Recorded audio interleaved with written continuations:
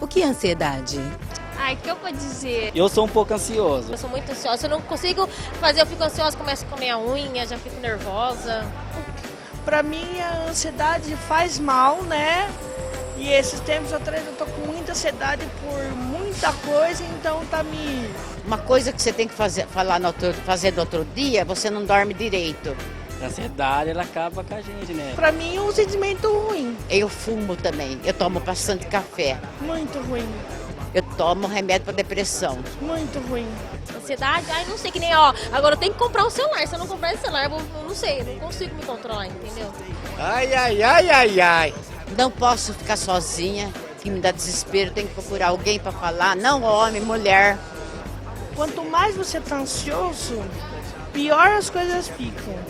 Eu acredito que a ansiedade é uma coisa, você não tem a paciência de esperar a hora das coisas chegar. Nem meu marido eu tolero ficar falando. Então você tem que procurar ficar mais calma, se controlar um pouco.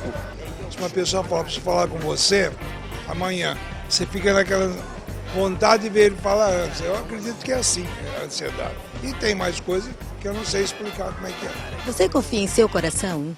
Não. Ai, não sei. Confio sim. Ah, eu confio.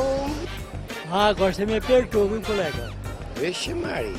Confio mais no meu coração, porque nessa gente não dá pra confiar muito, não. Eu confio, mas eu confio também no lado racional também, né? Emocional, racional. Eu faço um balanço, né? Às vezes não é bom seguir o coração porque perde a razão, então é sempre usar a razão. A resposta a estas perguntas veremos hoje aqui no Conexão. A vida de quase todos hoje é uma loucura. Não há quem diga que a vida não é uma correria, que o tempo não está passando muito depressa, que as pessoas não veem o tempo passar mais.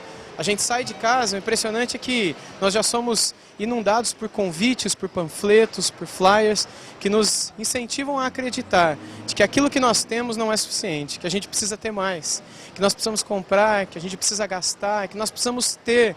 Porque, infelizmente, hoje, o sinônimo de ser é ter. E muitas pessoas imaginam que enquanto elas não têm alguma coisa, enquanto elas não compram um carro novo, enquanto elas não conseguem fazer uma viagem nova, que elas não são nada. E elas acabam sonhando em ser alguma coisa que elas não são. E isso tem produzido muita ansiedade no coração do ser humano.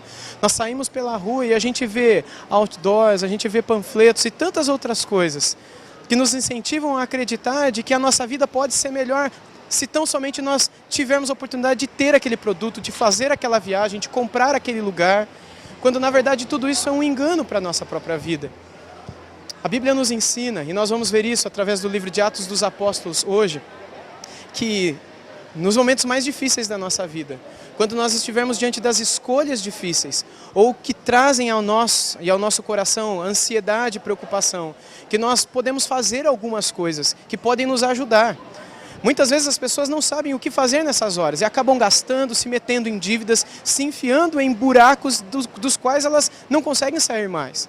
Quantas pessoas não estão doentes e não sofrem de doenças psicossomáticas por causa de ansiedade, por causa de falta de espera, de falta de paciência, de falta de organização, de falta de instrução. E todos nós passamos por momentos difíceis assim na vida, no nosso dia a dia, no nosso corre-corre. E é impressionante que a Bíblia também fala sobre isso. A Bíblia também fala sobre como nós devemos agir em momentos difíceis da vida. Quando nos encontramos diante de encruzilhadas, diante de decisões difíceis a tomar, diante de situações quando nós somos tentados a seguir o nosso próprio coração, ou ouvir o conselho de alguém, ou simplesmente ouvir aquilo que está naquele panfleto que nos foi apresentado. As pessoas sonham, as pessoas imaginam, as pessoas gastam e muitas vezes as pessoas se tornam escravas daquilo que elas sonham, escravas daquilo onde elas depositaram suas vidas. E o que nós veremos hoje é que, para que nós não permitamos que o nosso coração receba uma enxurrada de ansiedade por causa das nossas más escolhas, é necessário que nós façamos duas coisas. E essas duas coisas é aquilo que eu convido você a conhecer através da leitura do livro de Atos dos Apóstolos, capítulo 1, do verso 12 até o verso 26, nesse momento. Leia comigo e vejamos como o apóstolo Pedro e os demais apóstolos que estavam com ele no cenáculo souberam tomar uma decisão muito difícil em suas vidas. Então eles voltaram para Jerusalém, vindo do monte chamado das Oliveiras, que fica perto da cidade, cerca de 1 quilômetro. Quando chegaram, subiram ao aposento onde estavam hospedados. Achavam-se presentes Pedro, João, Tiago e André, Filipe, Tomé, Bartolomeu e Mateus, Tiago, filho de Alfeu, Simão o Zelote e Judas, filho de Tiago. Todos eles se reuniam sempre em oração com as mulheres, inclusive Maria, a mãe de Jesus, e com os irmãos de Jesus. Naqueles dias, Pedro levantou-se entre os irmãos, um grupo de cerca de 120 pessoas, e disse: Irmãos, era necessário que se cumprisse as Escrituras, que o Espírito Santo predisse por boca de Davi, a respeito de Judas, que serviu de guia aos que prenderam Jesus. Ele foi contado como um dos nossos e teve participação neste ministério. Com a recompensa que recebeu pelo seu pecado, Judas comprou um campo. Ali caiu de cabeça, seu corpo partiu-se ao meio e as suas vísceras se derramaram. Todos em Jerusalém ficaram sabendo disso, de modo que, na língua deles, esse campo passou-se a chamar-se Aceldama, isto é, campo de sangue. Porque, prosseguiu Pedro, está escrito no livro dos Salmos, fique deserto o seu lugar, e não haja ninguém que nele habite, e ainda, que outro ocupe o seu lugar. Portanto, é necessário que escolhamos um dos homens que estiveram conosco durante o tempo em que o Senhor Jesus viveu entre nós, desde o batismo de João até o dia em que Jesus foi elevado dentre nós às alturas. É preciso que um deles seja conosco testemunha da sua ressurreição. Então, indicaram 2 nomes, José, chamado Barsabás, também conhecido como Justo, e Matias. Depois oraram: Senhor, Tu conheces o coração de todos, mostra-nos qual destes 2 tens escolhido para assumir este ministério apostólico que Judas abandonou, indo para o lugar que lhe era devido. Então tiraram sortes, e a sorte caiu sobre Matias, e assim foi ele acrescentado aos 11 apóstolos. Essa passagem nos conta de como os apóstolos agiram em um momento muito difícil de suas vidas. Eles estavam numa estrada que levava de Jerusalém até a cidade de Betânia, e no meio daquela estrada eles assistiram o Senhor Jesus Cristo sendo elevado às alturas. E de repente apareceram aqueles 2 homens vestidos de branco, que nós vimos no programa da semana passada, e disseram para eles: por que vocês estão olhando para o céu? Este mesmo Jesus que vocês viram subir há de voltar da mesma maneira. E então eles saem dali e voltam para Jerusalém. E quando eles chegam perto de Jerusalém, eles passam pelo Monte das Oliveiras, um monte onde eles haviam estado com o Senhor Jesus por muitas vezes, lugar onde eles viram o Senhor Jesus Cristo orando por muitas vezes. Ali eles aprenderam a orar, ali eles aprenderam com Jesus como agir em um momento de angústia e de ansiedade na vida, em um momento difícil onde escolhas deveriam ser feitas. Foi naquele monte que o Senhor Jesus Cristo suou gotas de sangue e disse para o Senhor Deus: se possível, Pai, afasta de mim esse cálice de sofrimento, todavia não seja feita a minha vontade, mas a tua. Pois bem, eles passam por aquele local, e dali eles entram na cidade de Jerusalém, e quando chegam na cidade de Jerusalém, eles vão até um local chamado de cenáculo. Os estudiosos acreditam que provavelmente seja a casa de Maria, a mãe de João Marcos, que escreveu o Evangelho de Marcos, uma casa bem grande, e eles se reúnem no pavimento superior dessa casa, chamado de cenáculo. E aí eles permanecem por muitos dias, orando ao Senhor e lendo a palavra. E nos diz o texto que acabamos de ler agora há pouco, que num determinado momento o apóstolo Pedro estava lendo a palavra e havia um grupo de 120 pessoas com ele, e lendo alguns trechos dos Salmos, ele entende que eles deveriam substituir o apóstolo Judas Iscariotes, que havia se suicidado alguns dias atrás. Judas havia entregado Jesus, Judas havia negado, traído Jesus, e por causa daquilo Jesus Cristo foi levado para ser surrado pelos soldados romanos, pelas autoridades daquela cidade, e até que ele foi à cruz e morreu. Depois daquela situação, a Bíblia nos diz que Judas Iscariotes se suicidou. E então nós sabemos pela palavra de Deus que aqueles apóstolos, eles entendem que eles deveriam tomar a decisão de escolher alguém para tomar o lugar de Judas. Mas quem será essa pessoa? Quem tomará o lugar de Judas Iscariotes? E eles entendem que essa pessoa deveria ser alguém que havia acompanhado o ministério de Jesus durante aqueles 3 anos, ou um pouco mais, 3 anos e meio, em que Jesus curou, ensinou, caminhou pela Galileia. E eles então vão para aquelas 2 pessoas, Barsabás e Matias, e eles jogam sortes, que era um costume daquela época, e debaixo de muita oração, pedindo ao Senhor que guiasse aquelas sortes, eles entendem então que a sorte caindo sobre Matias, que ele era aquela pessoa que o Senhor Deus escolheu para tomar o lugar de Judas Iscariotes. Se você ficar calmo, tranquilo, porque é tudo no seu tempo, é que nem um relógio. Quanto mais você quer dar a volta nele inteiro, mais as coisas pioram. Mas se você for em ponteiro, você consegue tudo que você quer. Mas não na sua vontade, né? Porque é na vontade de Deus, né? Claro, né? Então, a gente tem sempre que ter paciência. Não é fácil tomar decisões na vida. Você viu as pessoas dizendo o que disseram sobre ansiedade, sobre como tomar decisões no dia a dia, e não é fácil. Você decidir sobre qual faculdade fazer, com quem se casar, que decisão tomar diante de uma necessidade no lar, decisões relacionadas à família, decisões relacionadas a gastos, a pagamentos. Não é fácil tomar decisões na vida, sobretudo decisões difíceis do dia a dia. E essas decisões muitas vezes trazem ansiedade para o meu e para o seu coração. Decisões que muitas vezes, se tomadas erradas, trazem consequências terríveis para a nossa vida. E essa ansiedade muitas vezes gera desconforto, gera dores estomacais, dores na cabeça e uma série de outras coisas que a ciência chama de doenças psicossomáticas. E eu queria dizer para você que a Bíblia nos ensina sobre como nós podemos tomar essas decisões, sobre como a ansiedade pode ser dominada dentro de nós.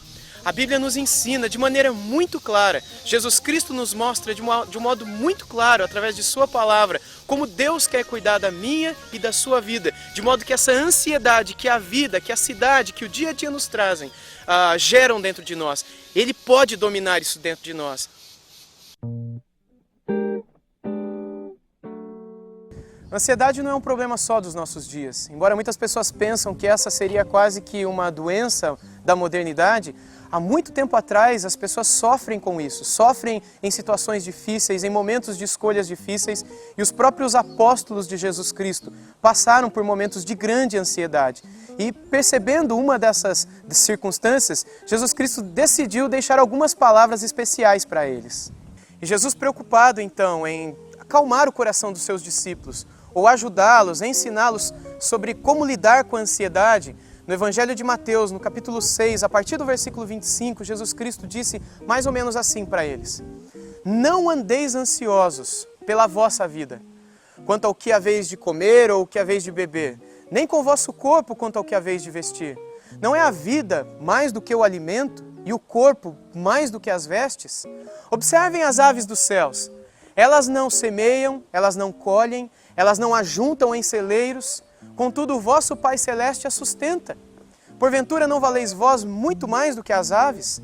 Qual de vós, por mais ansioso que esteja, pode acrescentar um côvado ao curso da vossa vida? E por que estáis ansiosos quanto à vestimenta? Observe como crescem os lírios no campo. Eles não trabalham, eles não fiam. Contudo, eu vos afirmo que nem mesmo Salomão, em toda a sua glória, se vestiu como qualquer um deles. Ora, se Deus veste assim a erva do campo, que hoje existe e amanhã é lançada sobre o forno, quanto mais Ele não cuidará de vós, homens de pequena fé. Portanto, não vos inquieteis perguntando o que comeremos, o que vestiremos ou o que beberemos, porque são os gentios que se preocupam com todas essas coisas, pois o vosso Pai Celeste sabe que necessitais de todas elas.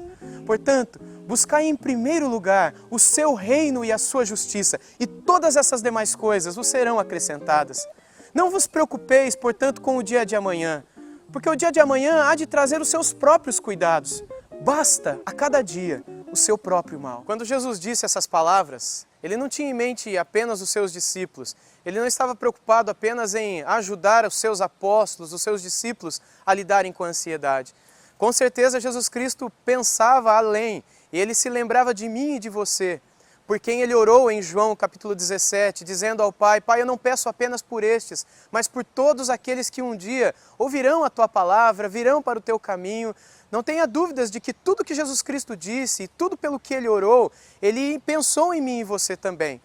E da mesma maneira como Ele ensinou os apóstolos, Ele ensinou os seus discípulos a olharem para a natureza e retirarem da natureza lições do cuidado de Deus para as suas vidas, eu gostaria de compartilhar com você hoje também. Sem dúvida nenhuma, esse cuidado que Deus tem sobre os pássaros, Os pássaros não precisam se preocupar com o que vão comer. Eles apenas vão e comem porque eles sabem que Deus está cuidando deles. É lógico que eles saem dos seus ninhos, eles saem atrás da comida.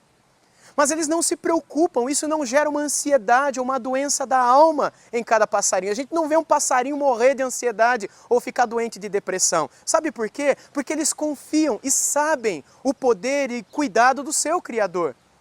E assim Jesus Cristo gostaria que eu e você também vivêssemos, conscientes de que Deus está cuidando de nós, conscientes de que o cuidado de Deus, o mesmo cuidado que está sobre as plantas, os lírios, e o mesmo cuidado que está sobre os pássaros, está de maneira muito maior sobre a minha e sobre a sua vida. A Bíblia diz no Salmo 8, verso 5, que nós, os seres humanos, somos a coroa da criação de Deus. E o apóstolo Paulo diz em Filipenses, capítulo 4, a partir do versículo 6, não andeis ansiosos por coisa alguma. A Bíblia diz o tempo todo que a ansiedade não deve fazer parte da nossa vida, do nosso dia a dia, do nosso coração. Eu não tenho dúvidas de que os discípulos de Cristo, naquele momento difícil que atravessaram, diante de um suicídio de um de seus amigos, Judas Iscariotes, alguém que havia caminhado com eles por 3 anos e meio aproximadamente, e que de repente, inesperadamente, de uma maneira tão abrupta, deu fim à sua própria vida. E agora, então, eles entendem que tem que tomar uma decisão, que tem que escolher uma pessoa para o lugar de Judas Iscariotes. Será que eles tinham que escolher mesmo? Ou será que Deus já havia preparado essa pessoa, na pessoa do apóstolo Paulo que viria dali a algum tempo? Essa resposta nós não sabemos, a Bíblia também não dá, mas a única certeza que temos é que eles estavam diante de uma decisão difícil que tinham que tomar. E eles oraram, e eles buscaram na palavra de Deus conselhos e segurança para as decisões que tinham de tomar. A mesma coisa nas nossas vidas. Decisões que temos que tomar e que nos gera ansiedade, preocupação e tristezas e frustrações e sentimentos difíceis no corpo e na vida.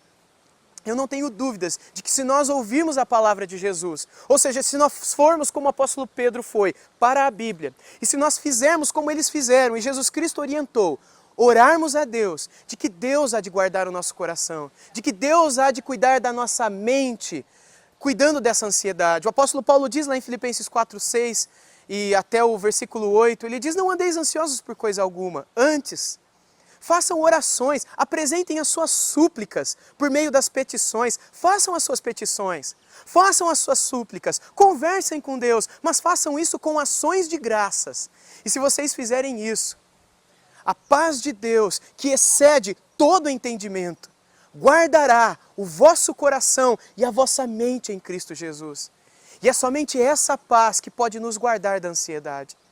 Talvez seja essa a paz que você esteja precisando para a sua vida. Talvez seja essa a paz que você esteja precisando para a sua mente, para o seu coração. Só Deus pode te dar essa paz. O remédio contra a ansiedade não vai dar essa paz. Ele pode te ajudar durante o momento. Ele pode ser receitado, mas ele não vai acabar com o seu problema, como talvez um remédio para dor de cabeça resolve o teu problema e você não precisa continuar tomando.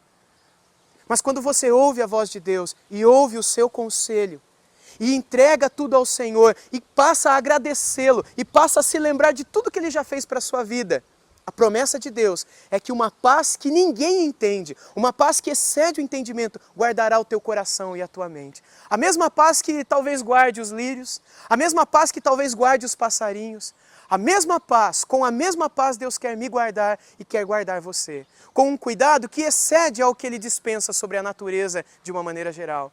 Você confia nisso? Ou você confia no seu próprio coração? Você confia no cuidado de Deus? Ou você tem confiado nas coisas que esse mundo te apresenta? Em quem você confia? Em quem você espera? A minha oração e o meu convite e desafio a você é que você ponha toda a sua confiança nas palavras de Cristo e siga o exemplo dos apóstolos, do apóstolo Pedro junto aos demais apóstolos, diante de uma decisão difícil que talvez lhes trouxe ansiedade naquele momento. Busque a Deus. Busque sua palavra, fale com Deus, busque, como Jesus Cristo disse, o seu reino e a sua justiça, e todas as outras coisas vão lhe ser acrescentadas. O que é o reino de Deus, senão o próprio Deus? Busque a Deus, e você verá, na sua vida, no dia a dia, que todas as coisas serão acrescentadas, que todas as coisas serão resolvidas, não no seu tempo, mas no tempo certo de Deus. Não segundo a sua vontade, mas segundo a vontade de Deus, que sempre será a melhor, que sempre será boa, sempre será perfeita e sempre será agradável. Confie em Deus, espere em Deus e o melhor virá.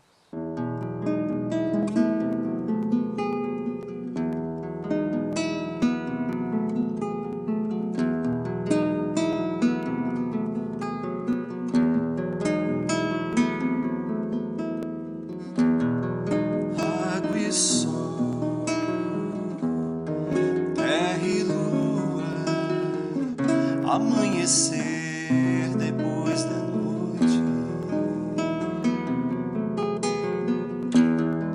ver o mar, criação tua, o teu poder depois da noite,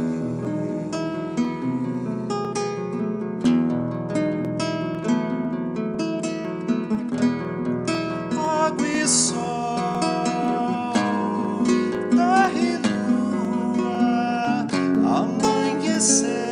Depois da noite, ver o mar, criação tua, o teu poder depois da noite,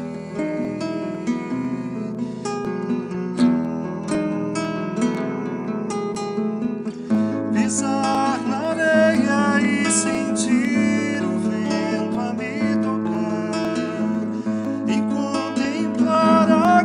Estrela no horizonte a despontar, a clarear o dia, me envolver na poesia, renascer pra te louvar, pisar na areia e sentir o vento a me tocar, e contemplar a grande estrela no horizonte a despontar, a clarear o dia, me envolver na poesia, renascer.